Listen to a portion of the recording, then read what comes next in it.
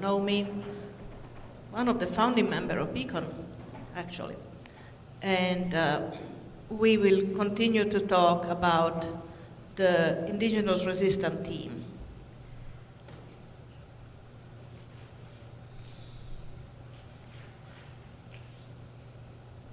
Let's finish the story for all ages, and that will require a little bit more digging into the political perspective.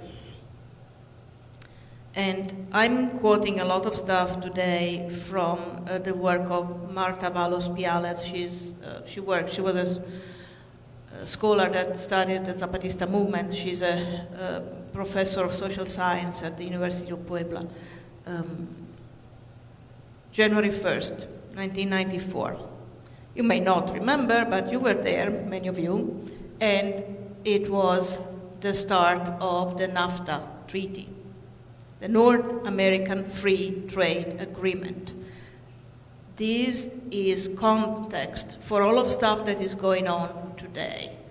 The roots of many of the things that, the problem that we are seeing now in the United States, in this moment precisely, are rooted in what happened back then. On the Mexican side, the president at the time was Carlos Salinas de Gortari, and for him it was a big victory because he wanted to bring Mexico into the future, which meant into capitalist societies, and consolidate the modernization of Mexico, make it an example of progress. For the Mexican people, for the farmers, and in the case that we are looking at today, the people of Chiapas, it was very bad news. As a side note, I saw a paper recently that shows that NAFTA is directly correlated with the rise of drug cartels and the increased violence all over Mexico and specifically along the trade routes. It's just a side note. There will be several in this sermon. The moment NAFTA started, the Zapatista Army of National Liberation, the Zapatista movement, coordinated a 12-day uprising in the state of Chiapas in protest against the enactment of NAFTA. The rebels, the original population of Chiapas, occupied cities and towns, released political prisoners that had been put in jail because of their protest in years prior. And after several battles with the Mexican army and the police, a ceasefire was brokered on the 12th of January. A movement, specifically an armed insurrection, does not get organized like that. And they appeared armed, organized, and they did something unprecedented. They raised the international profile of Chiapas and Northern Fight over the internet.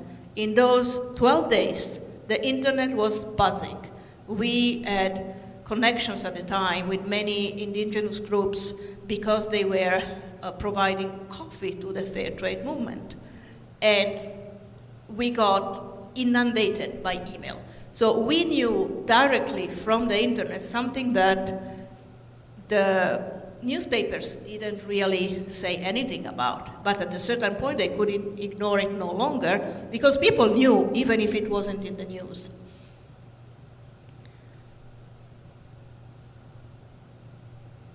They presented a new model of self-governance that was not new at all. It was just rooted in ancient Maya traditions.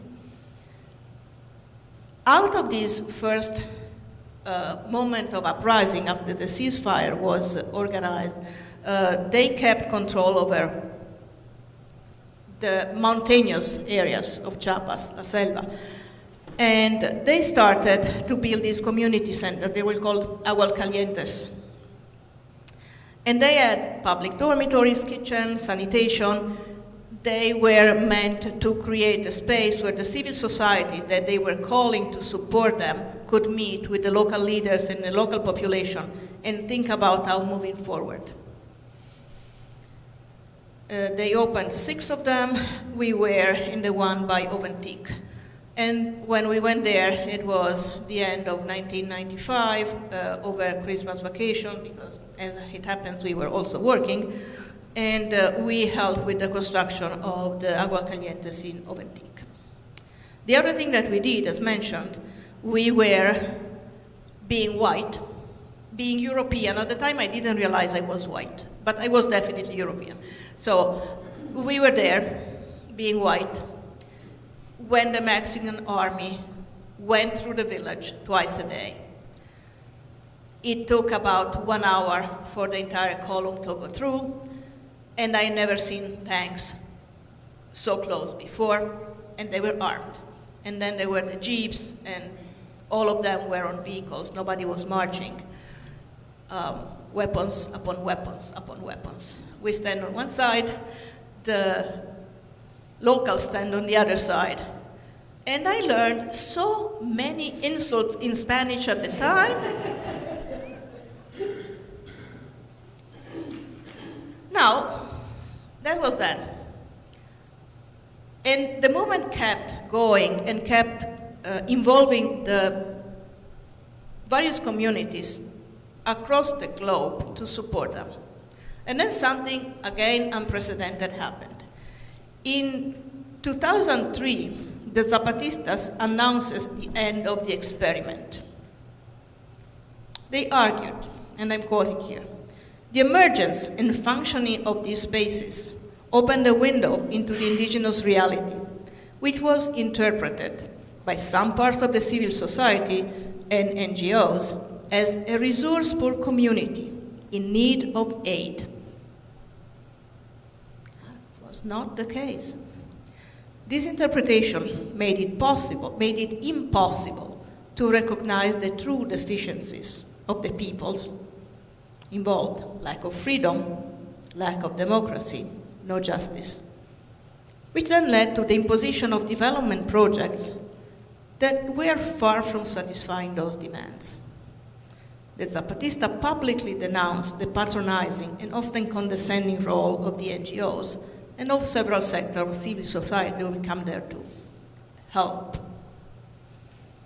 So the Aguascalientes, this community center, these meeting places, were replaced by autonomous caracoles. Caracoles is snail in Spanish. And they remained community center with the school, with the chapels, with the dormitories, with everything that has been built, but for the local population to gather and discuss and do whatever they needed. More importantly, they had to honor the Zapatista principle of mandar obedeciendo, the authority obey to people's command. We are being a bit radical here, in case you didn't notice.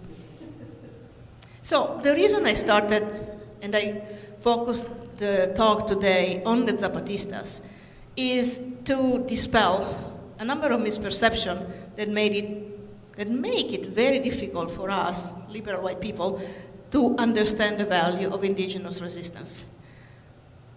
First of all, there are millions of indigenous peoples organized in independent society and living within the Western culture. They may be disenfranchised, but they're not always poor. They have their own and evolving culture, underlying evolving, and they're well versed in Western culture, because who isn't? And more frequently than not, speak several languages. Indigenous people need to be heard, not patronized. And they share one main thing. They are being actively exploited by capitalist forces and marginalized by Western culture. And do they live in more agrarian setting most of the time? End of it. There is not much in common in between the villages in Chiapas and the nomadic herders, I just read about them 2 days ago, who live in Siberia. Indigenous people, yes. Living in precarious situation, yes. But they have nothing in common. And I want to look at what indigenous resistance can mean for us and what can teach us. Resistance comes from Latin, resistere, which means to stand back. And it's about standing, and standing even when standing is very hard. Indigenous is another interesting word from Wikipedia. Indigenous people are non-dominant people groups descended from the original inhabitants of their territories, especially territories that have been colonized. There are two other words, Aboriginal and Native, that refer to the same group of people. None of these people will call themselves Indigenous or Native or Aboriginal or anything like that originally. Indigenous only makes sense in the contexts in which white or Caucasian makes sense. The racialized word created by the Anglo-American colonialist mindset and pursuit. The term indigenous is a relational word that allows a people connection with traditional territories and their experience under colonization. Now you may ask, okay, but we are here at Beacon, why is this important? Well, let's start with why it is important for me, because that is going in and out of my life many times.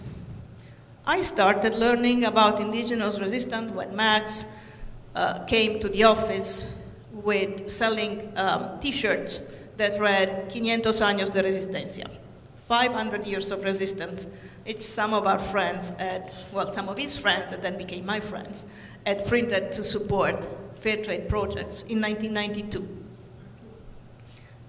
500 years after the discovery of the Americas. And then that was my entrance in the world of fair trade. So for the next 14 years, until we came to the US, I first learned about fair trade, starting engaging with it, became a leader in the movement in Italy and a little bit in Europe, and started my own business that was fair trade centered, a cooperative, of course. And then we came here, and that was, that became history. But then I did a lot of my PhD studies on food and agriculture. And the movements, the agrarian movements that focus on food and agriculture are led in significant part by indigenous people because they live in agrarian societies. Now, for Beacon, things are, of course, a little bit different and less about food and more about stance. One of our core concepts is the idea of interdependence, which is profoundly rooted in indigenous cultures. We are, the Western culture emphasizes independence and detachment from nature. And indigenous communities engage completely different with nature. There's no nature and humans. We are together. They consider nature family, mother, ancestor, relatives. And those people have been resisting for 500 years and counting, which also tells us how to posture ourselves in a society where we don't feel we belong or we don't feel things are correct, and keep going and doing the thing that we think are correct in our own ways. And this can be going for a very, very long time, as long as is needed. And finally, of course, we live on land that is being conquered by European colonizers. And the interesting thing is that they demeaned and they demonized the native population. I mean, those cannibal savages, you know the drill. And they're still doing it now. Anybody who is not white, according to certain areas of our society, is not worthy. And I don't think that is something we should accept in any possible way or form. So, because of the original sin of colonization, the relationship between white people and indigenous people, who are mostly people of color, is of course fraught. And there are a few items that I want to point out because they came out in conversation with Max even. We see a lot of movies about indigenous people, and there's the Western, and then there's Pocahontas, and then there's Avatar. And all these things portray indigenous communities as the stereotypical other. There are several ways in which these people are erased for our understanding and for our thinking. The first one is exactly this kind of obfuscation, sorry for the word. Once upon a time, there lived those savages who were savages, but they were also wise, and they knew this and they knew that, but oops, they're gone now. Nope. So if you look at the story of Pocahontas, it didn't go like that. It was a little bit more brutal, to be very kind here. So those are complete distortion. And we end up, because of this, and it's made on purpose, because this way we end up perceiving indigenous societies as a relic of the past, instead of the billions of people we're talking about. And then there is infantilization. I'm writing words that I know how to write, I don't know how to pronounce. Forgive me. So those people are primitive? Nah. And tokenism and cultural appropriation are also a problem. That really touches us close because we want to be supportive, and we end up blabbering about stuff we read on the internet and like it is our own thing. And unfortunately, nope, it has been there for quite a long time. So long story short, we need to learn more. We get to know things better, and then we get better when we apply what we learn. And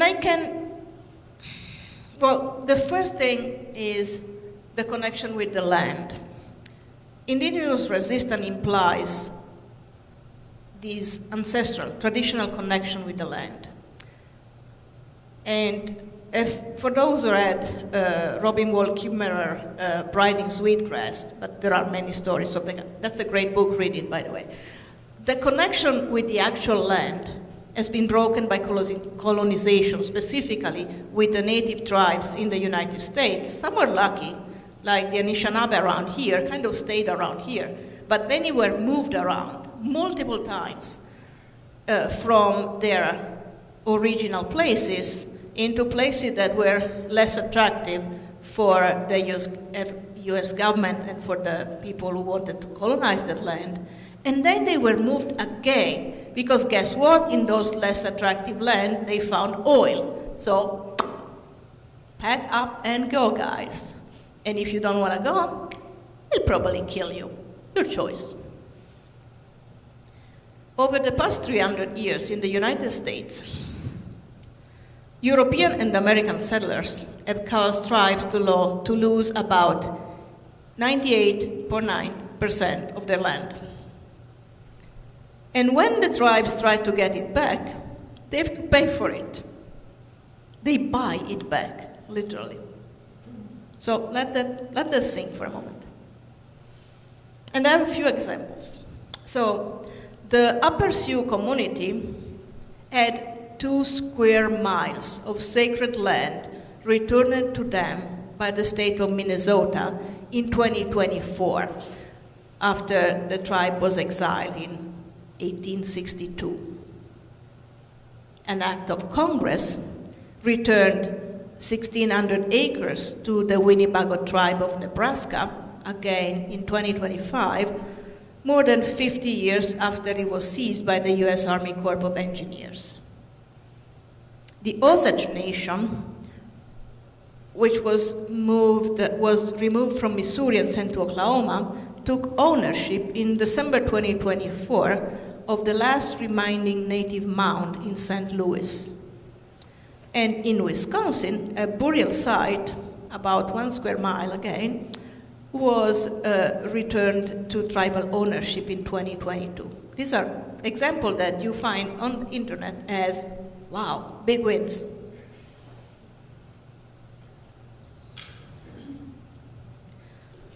And I think we should also take a look at who are the people who are fighting. And I will give you some names, and you may find others. Everybody, well, no, not everybody, but a lot of people know who Vandana Shiva is. She's a professor, but she's also one of the supporters of agricultural rights of people from India.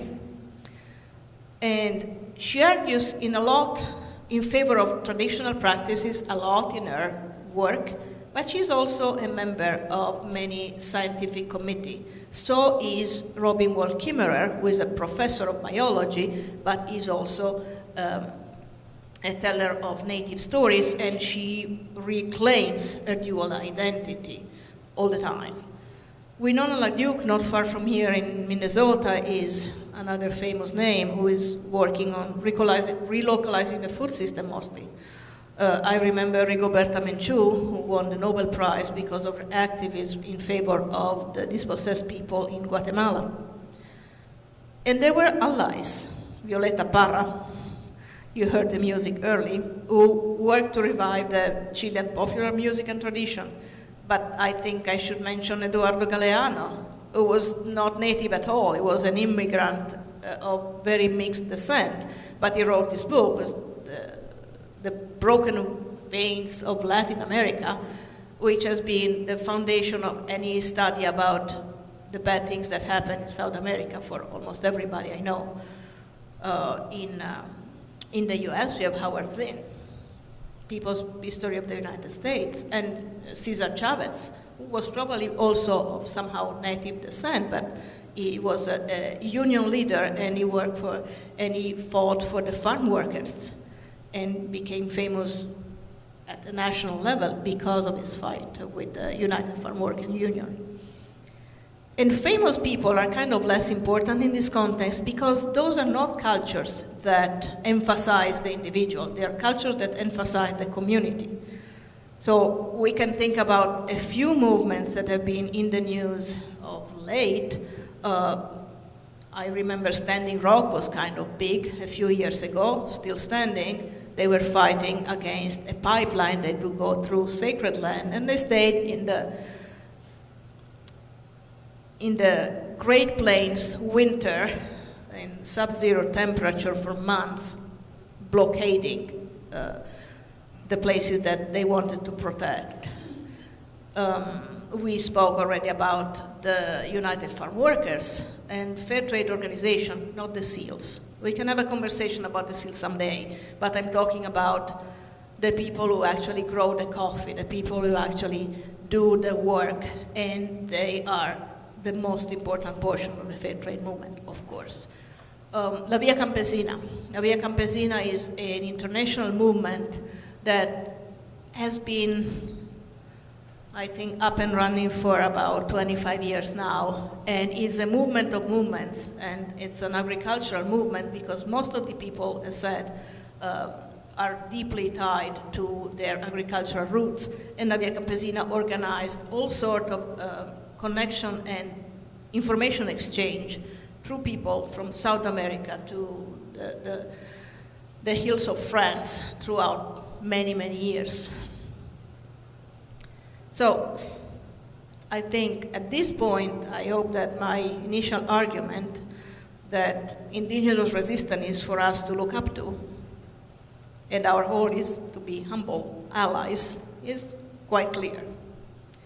So with those examples in mind, I have a question for everybody, people on Zoom, people here, and those we can meet later on. How can we create space for genuine collaboration between indigenous and non-indigenous partners? This is a question for Beacon at large. I think that is something we should think about. We live on land that was stewarded originally by the Anishinaabe. They're still here. We may reach out. This is something to discuss, to think about. So let me close. This is about resistance, as said, about stance and about posture.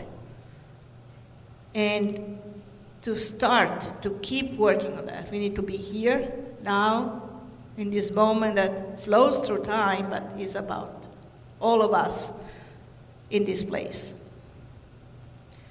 The community we briefly looked at today have kept their stands for centuries, and they will not go away, and this is the lesson. There is a kinship that goes beyond human society and links us to other beings in this world. From the small creatures, down the rivers and the sea, to the small creature atop the mountains and everything in between, we all are interconnected. The ways of resistance are like streams. They may dry up during a bad season, destruction follows, and they will come back and bring life again where everything is barren. Seeds stay put for years and wait for the right moment to get out. We are all part of something bigger. And we will learn to walk with other people and other creatures in peace. Thank you, guys. Now, final hymn is 1